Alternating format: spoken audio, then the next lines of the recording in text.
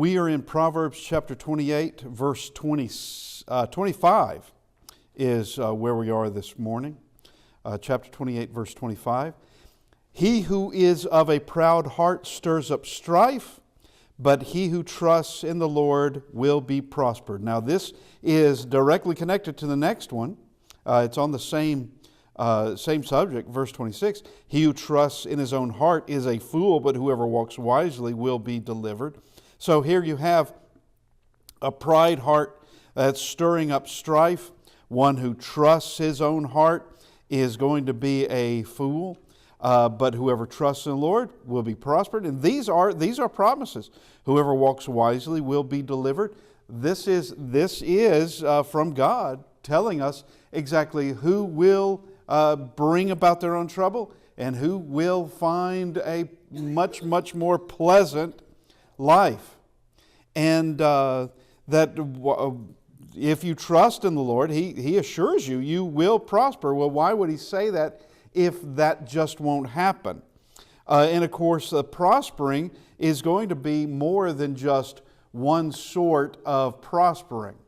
One may be in poverty and yet prosper, have things that billionaires can't have. But Proverbs 13:10, by pride comes nothing but strife. So a proud heart will stir up strife. Continuing in 13 verse 10, but with the well-advised is wisdom. So a proud heart that stirs up strife. Here is someone who is proud. Well, that's not a good thing. That is, they believe too much in themselves. There's nothing wrong with having self-confidence. Nothing wrong with that. Nothing wrong with knowing that you can do certain things. There's nothing wrong with that. But there's a difference between that and being proud of that you are always right just because, or you are better than anybody else just because. And of course, we've all known a type of person who they are very, very difficult to get along with. That if you think they're going to do anything that they don't approve of or do anything that they're not behind, if they're going to lend help in something that doesn't belong to them or somehow they don't think it's the thing to be done, that what they think is far better, regardless, that person's hard to deal with, very hard to deal with. And I can only think of someone like a Nabal, who, of course, his name does mean fool. I don't know what his parents were thinking, but they got it right. But Nabal is, you deal with him and you're going to be dealing with strife, and you know that by the conversations that are being done by his own servant with Nabal's wife Abigail. What his servant says, that you can't talk to him, you can't reason with him. And there's going to be strife with such a person. And I think it's this, someone with a proud heart is someone that trusts in their own heart, that they are just right because they're right. That's it. It doesn't have to be any kind of real reason other than they just know they're right. And Proverbs 14:8, the wisdom of the prudent is to understand his way. Proverbs 14:15, the prudent considers well his steps. Wisdom always delivers in this. And whoever walks wisely will be delivered. And when the proud cannot be wrong, then there's going to be a fall. That's just the way it is. And there's going to be strife. Now we come to verse 27. He who gives to the poor will not lack, but he who hides his eyes will have many curses. All right. Proverbs 22 and verse 9, he who has a generous eye will be blessed. for he gives his bread to the poor. Here is this call in this demand to give to those who need. It is this command. And we're not here to just live in luxury or to be entertained or to have everyone at our beck and call. We're not here for that. We are here to serve God and to serve each other. That's what we're here to do. And as Jesus says, the poor you will have with you always. And when you want to help them, you can always help them. You can always be there. And here is this a promise. Here's another promise that is given. You give to the poor, you will not lack. God sees that you are using resources in a good way, as opposed to squandering them or as to just in some sort of selfish endeavor all the time. But Proverbs 29 and verse 7, the righteous consider the cause of the poor, and that is a consideration. Someone who is considerate is someone who has made some considerations. They're not just focused on themselves, which, wow, dealing with somebody like that who's just focused on themselves, that's a hard person to try to get them off that focus. Someone where they are the main character in the movie, and it doesn't matter what happens to anybody else. Okay, the rest of you are side characters. The rest of you are expendable, and someone who's constantly focused on themselves is not someone that considers much of anything other than themselves, and that's it. Now, coming down to verse 28. And this is going back to kings and rulers, and we have some verses that are going to tie into this coming up in the next chapter.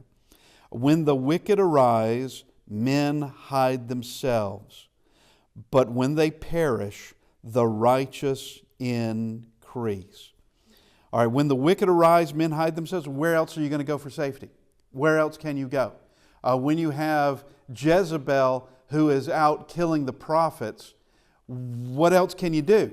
And I think we made mention of the servant of Elijah, and that he was hiding. He hid 100 prophets of Jehovah, 50 to a cave, and was feeding them while they were there. Otherwise, they would have been killed by Jezebel. And if she had found out he was doing it, well, his life would be forfeit. And when the wicked arise, men hide themselves. Okay, so in 1 Kings 18:18, Elijah says to Ahab, well, let's first off say what Ahab said to Elijah. He said, "Is that you, O troubler of Israel?" And Elijah says, "I have not troubled Israel, but you and your father's house have." You have. Your father's house has done this. It's a matter of you've got a flawed perspective. Jehovah is not the one troubling Israel. His prophets are not the ones troubling Israel. I think it's you. And yeah, it was. You have, now this is in 28 and verse 12, it has an identical, the ending is identical to this one. 28 and verse 12, let me get there. When the righteous rejoice, there is great glory, but when the wicked arise, men hide themselves. When the wicked arise, men hide themselves. They've got to go into hiding because there's going to be persecutions going on. And justice is not going to be done. and it's going to be whatever the king wants to do today, or Caesar wants to do today, or whatever these rulers, whatever they decide to do. And it could be any level of ruler doing such a thing. It can be any level. It can be someone just as a police officer, to a judge, to a mayor, to a city council member, to a governor, on up. And men must hide themselves. And it was Obadiah, 1 Kings 18 verses 3 and 4. It's Obadiah who was a servant of Ahab. He had hid the 100 prophets. Proverbs 28 in verse 4, but such as keep the law contend with them. That is, those who are disregard the law, those who are wicked, are going to find those keeping the law are now, you're at odds with them. Matter of fact, you're at odds with law and order altogether. You're completely at odds. And wickedness is only going to increase, and righteousness is going to have to go into hiding. When, as you have some wicked ruler coming into place, then there's going to be nothing but wickedness going on. And now we come into chapter 29 and verse 1. He who often rebukes and hardens his neck will suddenly be destroyed, and that without remedy. I think we talked about this briefly last week in connection with another proverb. But notice, he who is often rebuked and hardens his neck. This is someone who has seen correction and correction and correction and correction. This is someone who knows, but they disregard. They know doing certain things that there's going to be a consequence. There's going to be a punishment. There's going to be something. And this is repeatedly refusing, hardening his neck, being chastised, being rebuked.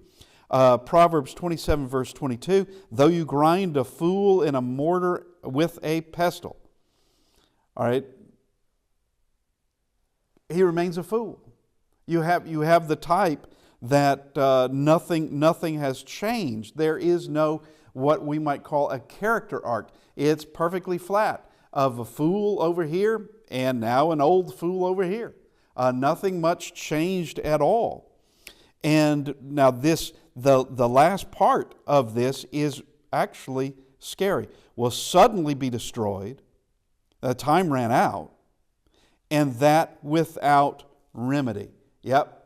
Death and Hades have no remedy for that person.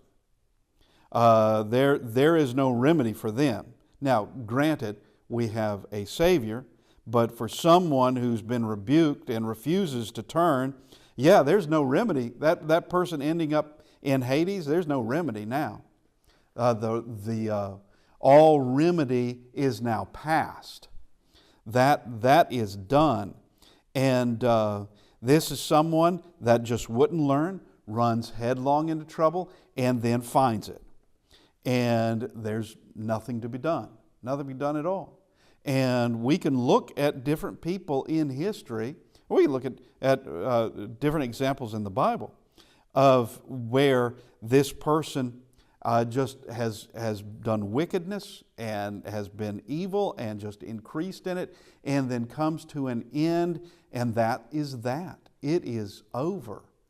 And now verse 2, this is connected to 28:28 in a similar theme.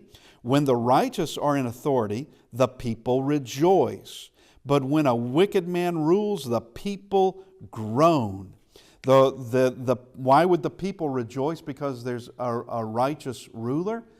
Because there's going to be justice.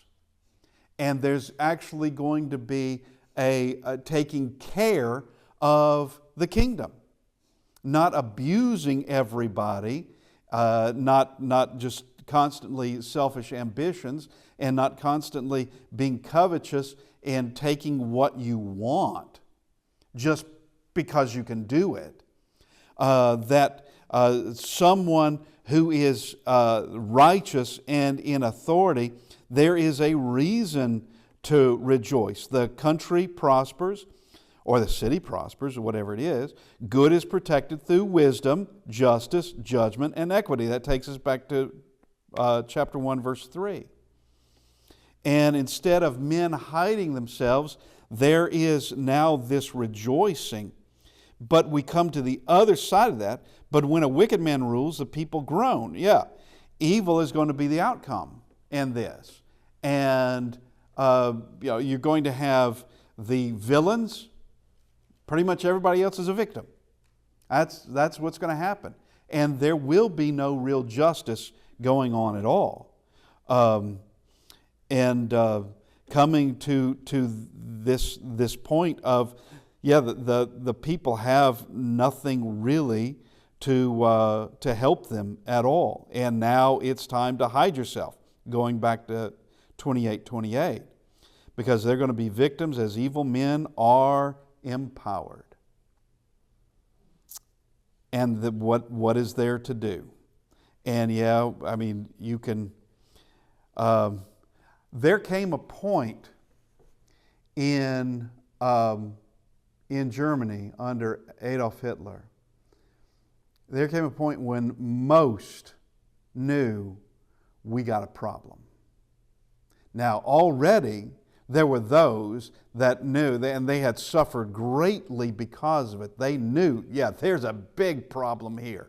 But the rest of Germany, most turned a blind eye to it, or just go along to get along, or whatever it was. But even then, you had some among the German people that they knew, there's a major problem here, and this is not going to end well. This is not going to end well at all, and it didn't. And you talk about without remedy. It was without remedy, and there was definitely a point when everyone knew, including the top, that there's no stopping this. The disaster is imminent. We cannot stop this. Even if we surrender right now, we cannot stop it, because there are too many coming in with a flaming vengeance. They're coming in and they will not be stopped. They will not be appeased. It will be total, if they could get away with it, annihilation. Totally.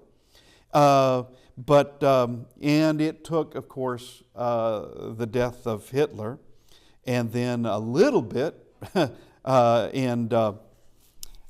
it was all over. And so you talk about a people groaning. Eventually it came to where everyone knew we went down the wrong path. We bet on the wrong horse, as it were. And we've been going down a terrible, terrible blind alley. Now we can go to verse 4, that's connected to it. The king establishes the land by justice. There is the key. If any of you ever become king or queen, all right, here's how it's done, is that it is by justice that your kingdom is established, that the land is established, a nation rests on justice, and justice is the duty of the king. And it must be real, not just who I prefer to be the winner in this. It must be real. And that means if friends are guilty, they're guilty. If family is guilty, they're guilty. If someone who's always been an advisor or been close, or someone who is trying to bribe you, okay, you don't accept the bribe and let justice be done. Whatever is just, let that be done. And also understand, and we got to bring this in, that with human courts are always fallible. All right. Where the guilty can be set free and they're guilty. Or the innocent can be thrown into prison and they're innocent. All right, that's human courts. No matter where you go, they are all of them cannot know everything. No, I should say none of them can know everything. But trying to get to justice is what you're out to do, and mistakes can be made, and that's for sure. Okay, so the king establishes the land by justice. Now we come to bribes. But he who receives bribes overthrows it. A throne is established by righteousness. That's 16:12. Bribery is going to destroy justice. Just kill it. And in so doing, you're killing a nation as well. Okay? If you think of a nation as a ship, and bribery and injustice as someone drilling holes in the bottom of the ship, all right, it makes no sense to be praising the injustice because everybody's going down. All right, everybody's in the ship. You start poking holes in the bottom of the ship and you're going to you're taking in water, and the more that happens, it's going down. Now, with justice, that can be completely turned around. And once again, you have these very big subjects of justice and a kingdom being established, or a throne being established, or the land being established by justice. And it is an absolute necessity. So the king establishes the land by justice. So, it's his duty. He must see that it's done. King's not there just to put on fancy clothes and eat fancy food and live in a fancy house and receive bowing subjects. He or any ruler has a duty. Now we come back to verse 3, and we skip that one. Whoever loves wisdom makes his father rejoice, but a companion of harlots wastes his wealth. Yeah, we can go back to the prodigal son, Luke 15 and verse 13 and verse 30. Companion of harlots. It is a squandering, wastes his wealth. Yes. And it's that prodigal living. Whoever loves wisdom makes his father rejoice. 17 and verse 25. A foolish son is a grief to his father, and bitterness to her who bore him.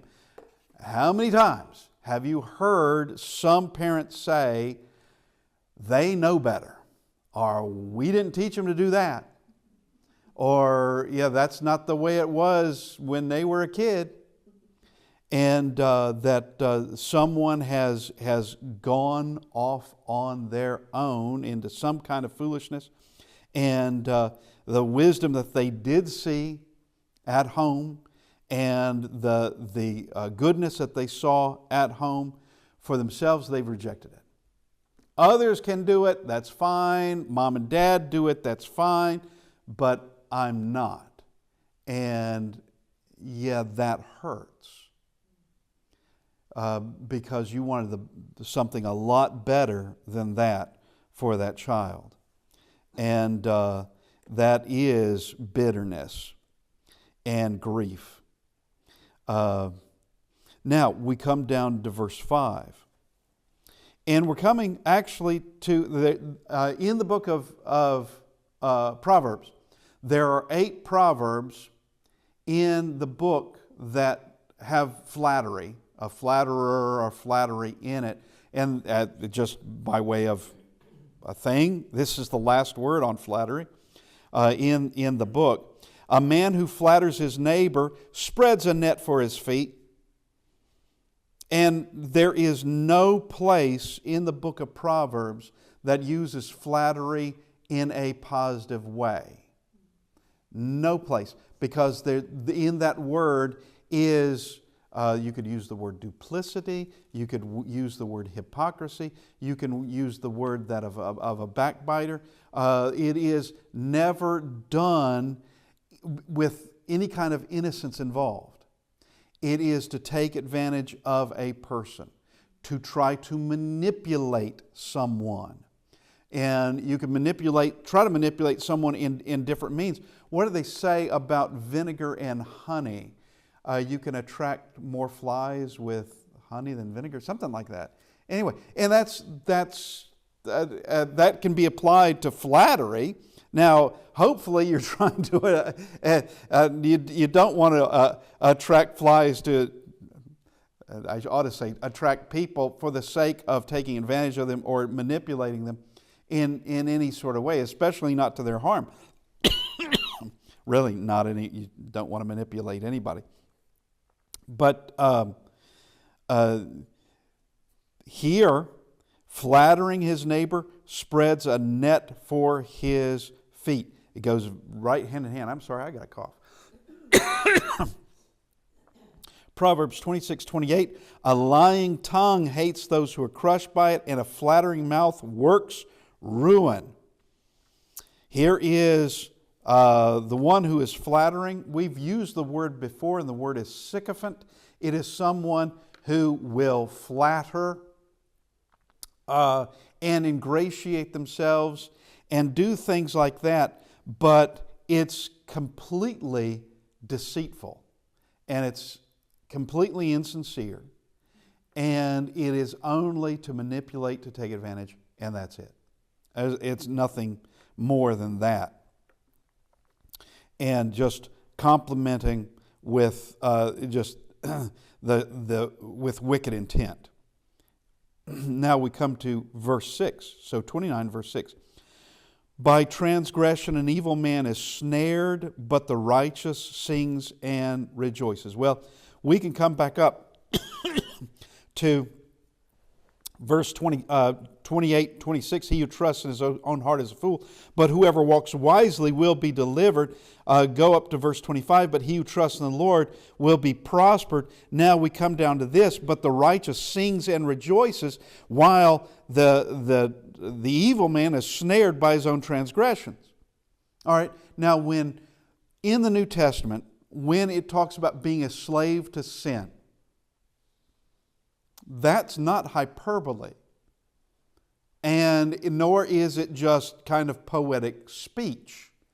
That literally can become the case of someone who is ensnared by sin, who has made a home for sin.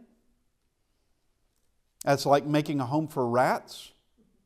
And you're not going to have just one little rat, and that's going to be it. All right? That rat, you're going to have some other rats. And then you're going to have a population of rats. And they don't go away just voluntarily. They have to have a reason to go away. And we can be ensnared by sin, and we can also find that being ensnared by the consequence of that sin. Coming around, maybe not today, maybe not tomorrow, but someday. Yeah, I'm quoting Humphrey Bogart. It was Humphrey Bogart. Yeah, okay. And the transgression has snared a man. Amos 4, verses 1 and 3, you have a message given to the women, those wealthy women, wives of wealthy husbands in Israel. And Amos is describing what the Assyrians are going to do, because the Assyrians are going to come in time. And he says, you will be taken away, or take you away with fish hooks. And I don't think that's figurative language. I think that is genuinely what happened. But yeah, they are taken because of the transgressions that had been going on. And there is no remedy in this, except turning around. But for the one who will not turn at rebuke is, there's no remedy for this, except you turn. That's it. Now, verse 7. The righteous consider the cause of the poor. Or we've already looked at that. Not this particular proverb. The righteous considers the cause of the poor, but the wicked does not understand such knowledge. So the cause of the poor would be coming into justice again. And what the poor can't do in ways of judgment? They're not likely to be able to bribe a judge or a ruler. And you don't get a whole lot from helping the poor. They don't help do much by way of prosperity, giving you a really good fee or a bribe. So you help some peasant, some poor man who's off the farm somewhere. You've helped him. Does that get much headline? Does that get much fame? No, not really. And the righteous considers the cause of the poor because it's a just thing to do. It is the just thing to do. And sometimes doing right means, you're making some sacrifices. You're making some sacrifices to do what is right. And that is good. And as we've already seen, you will prosper because of that. You and the land will prosper because of that. But the wicked does not understand such knowledge. 28 and 16, a ruler who lacks understanding is a great oppressor. And Proverbs 28 and verse 15, a wicked ruler over poor people, poor people is described as that roaring lion or that bear. What did they say? 15. A charging bear. A roaring lion and a charging bear. That's that wicked ruler over poor people. Do not care. And the poor aren't worthy of your considerations anyway. They're not worthy of your time. Make this thing go away. And but the righteous are going to show that they are righteous by considering the poor. Now, we discussed it was in Exodus that you do not show partiality to anyone, including the poor.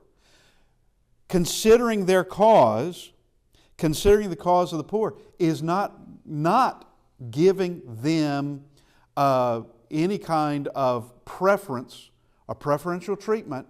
Is not doing that. Is treating them like a human being, and you treat the other party like a human being. You're not dismissive. And as you know, we could look at different examples of this man is wealthy. This man is prominent figure in town. This man is being charged by this poor man. Who is he? What's he done? He just works in dirt. What good is he? All right, I'm going to trust the man who's prominent. All right, that's not treating them both with justice. That is putting preferential treatment on one and not the other. But you can also switch it and show partiality the other way. But this is not. Considering the cause is not showing partiality at all. Now, we can go down to verse 10, and it's connected there. The bloodthirsty hate the blameless, but the upright seek his well-being. All right, the bloodthirsty hate the blameless. Well, we can go to Genesis 19 and verse 9. In Sodom, what did the men of Sodom say about Lot? He does nothing but judge us since the time he moved in here. He's done nothing but judge us. And I don't think Lot really had to say much for them to think that, because he's not like them. He is judging them. Didn't say a word. Didn't have to say a word. Now, how much did he say? I don't know. I don't know. But they have that to say about him, is that this one came to stay here and keeps acting as a judge. Now we will deal worse with you, and talking about Lot, than with them. Those are those two angels that were there. The bloodthirsty hate the blameless. Why?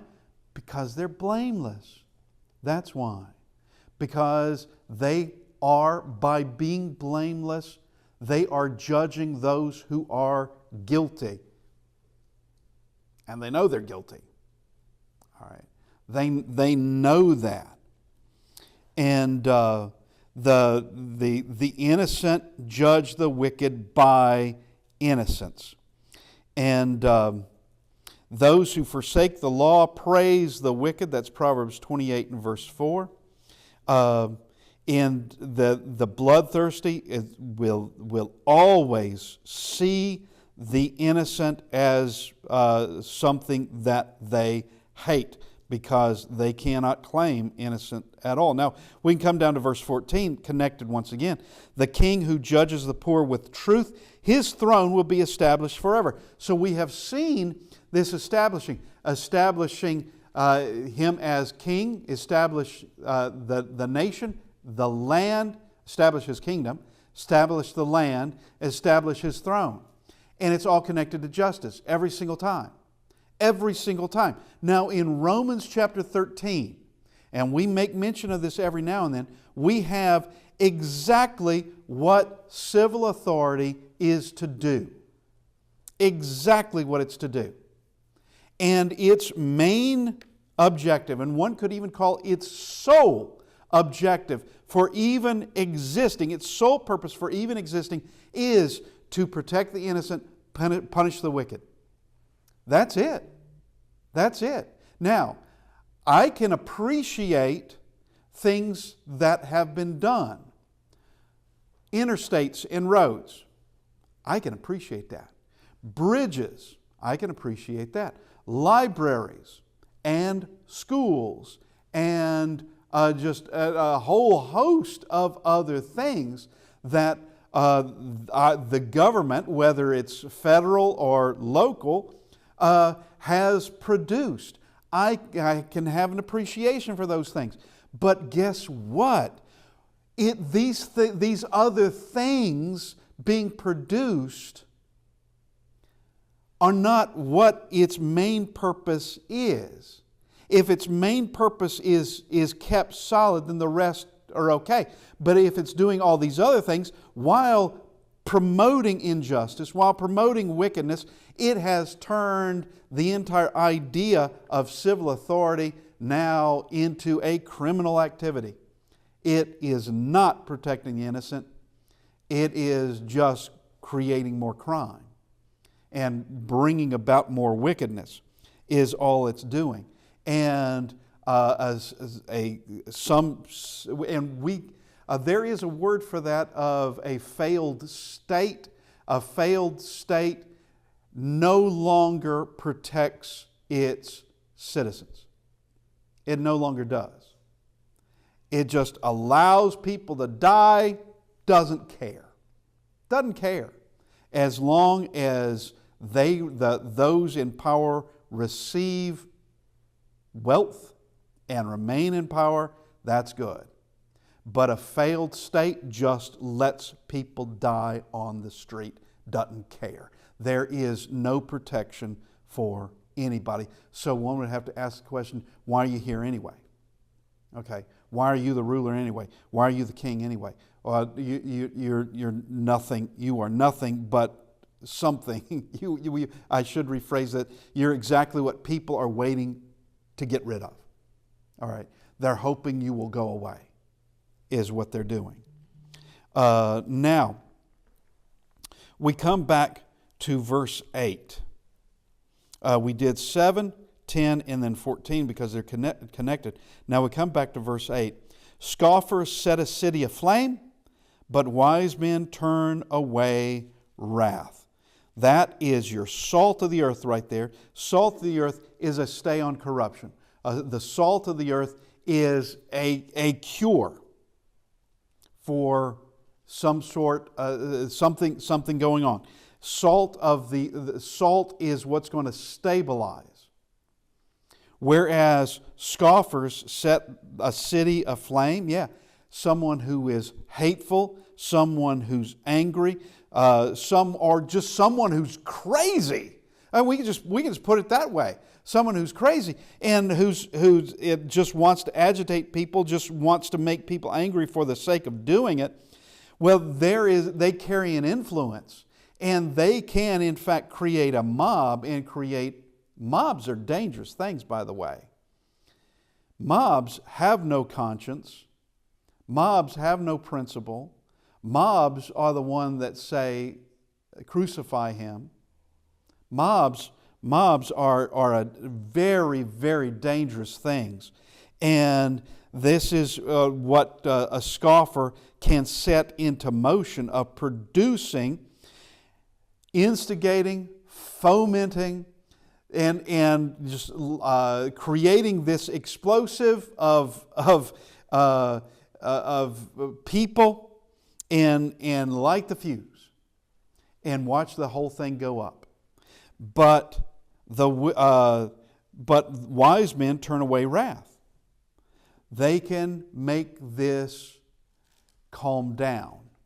Now in Acts chapter 19, we can see this happening in Ephesus. And there is someone in Ephesus, there is a riot that is happening. And everybody goes to the theater. And of course, it's outdoor theater that's still there today. We would call it an amphitheater.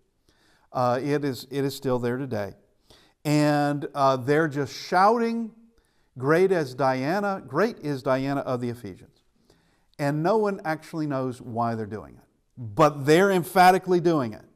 Something bad has happened. It has to have happened. It has to have something to do with no loyalty to this city and to Diana.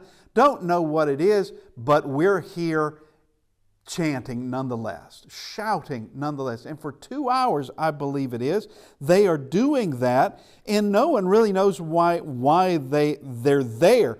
And actually, they have been played by Demetrius and the silversmiths and other craftsmen. They've been played, and they don't know it. This concerns them losing their livelihood. All right, well, I'm sorry about that. But what's that got to do with the potter? What's that got to do with the fishermen? What's that got to do with why get them all involved in all this? But they most certainly have. And you have this clerk, city clerk, verse 35. So Acts chapter 19, verse 35. And when the city clerk had quieted the crowd, he said, Men of Ephesus, what man is there who does not know that the city of the Ephesians is temple guardian of the great goddess Diana, and of the image which fell down from Zeus? Therefore, since these things cannot be denied, you ought to be quiet and do nothing rashly. Like, why are you even shouting? You don't even know why you're shouting. I mean, really, they don't. Don't do anything rashly, because that's what a mob is going to do. It's going to boil and boil and boil, and it's going to boil over. For you have brought these men here who are neither robbers or of temples nor blasphemers of your goddess. Therefore, if Demetrius and his fellow craftsmen have a case, and there are proconsuls, let them bring charges against one another. All right, and so he dismisses, and everybody, verse 44, and when he had said these things, he dismissed the assembly, and everybody leaves. All right, you needed that city clerk. What you don't need is a bunch of men who start, it would be your scoffers, it would be your rabble-rousers, who, for the sake of their own wallet, that's what it came down to, for the sake of their own wealth and protecting that wealth, they're going to get this entire city into a riot. Now, if you had gone to them individually and said, join us because, and given the whole thing down, your fisherman would say, what has that got to do with me? Or your local scribe would wonder, well, what has that got to do with me? It has nothing to do with me. But fomenting up all of this, and we come back to the scoffers, those who mock, those who they're just angry men who stir up strife. That's 29 and verse 22. We'll get to that in a bit. But for now, we're going to need to call it a day. And I thank everybody for being here. And hopefully we can continue next week. Thank you.